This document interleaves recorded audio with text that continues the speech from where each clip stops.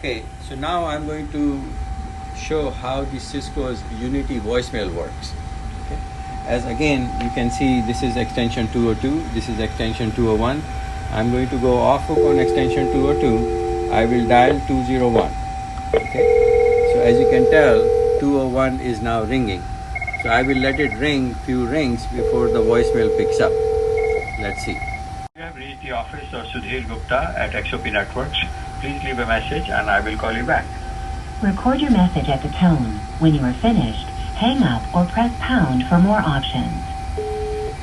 Hello, today is Saturday, June 22nd, and I'm leaving a test message in my own inbox.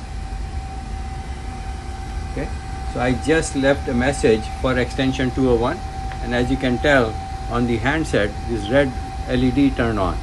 So this is an indicator for this owner of this phone that there's a voicemail for him, right?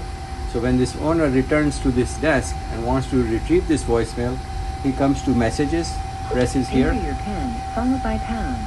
So it says enter your PIN followed by pound, and now I'm going to enter the PIN. Hello, you have one new voice message. New messages.